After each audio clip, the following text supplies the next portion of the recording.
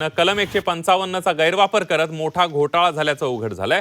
या प्रकरणी तब्बल 15 अधिकारी कर्मचाऱ्यांना सक्तीच्या रजेवर पाठवण्यात आलेले। यामध्ये 3 उपजिल्हाधिकारी आणि 2 तहसीलदारांचाही समावेश आहे। मंत्री चंद्रशेखर बावनकुळे यांनी हा आतापर्यंत सर्वात मोठा घोटाळा असल्याचं मान्य केल्याचं अनिल परब यांनी म्हटलेलं आहे।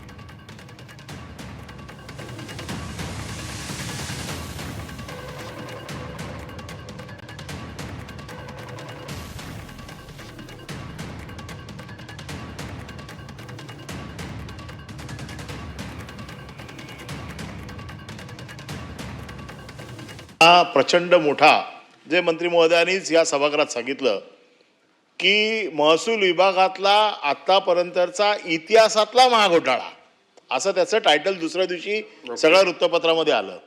आणि मंत्री महोदयांचा उद्देश खूप चांगला आहे की ज्या लोकांनी गंभीर गुन्हे केले त्यांना शिक्षा झालीच पाहिजे।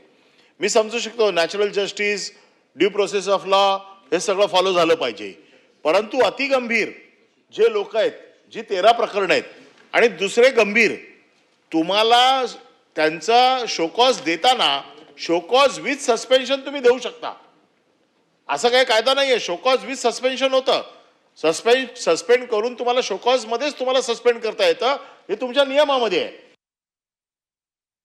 तरी त्यांची भावना बरोबर आहे की ज्यांनी अति गंभीर केलाय त्यांना आजच सक्तीच्या रजेवर पाठवू। आजपासून 13 प्रकरणं आहे, 13 प्रकरणात जे अधिकारी कर्मचारी यांना सक्तीच्या रजेत आजपासून पाठवून 15 दिवसात त्यांचा खुलासा घेऊ आणि मग जी अति गंभीर कारवाई प्रस्तावित केली आहे विभागीय आयुक्त नाशिक यांनी अति गंभीर प्रकरणात काय करावं ती कारवाई मात्र यांच्यावर करू।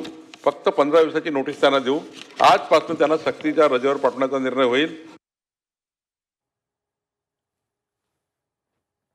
नेमका हे घोटाळ्याचं प्रकरण काय बघूया। 7/12 बदलून शेतकऱ्यांची फसवणूक या अधिकाऱ्यांनी केली। कलम 155 चा मोठ्या प्रमाणावर गैरवापर केला। 1.5 लाख शेतकरी घोटाळ्याचे बळी ठरलेले आहेत। अनिल परब यांच्याकडून हा मुद्दा उपस्थित करण्यात आला।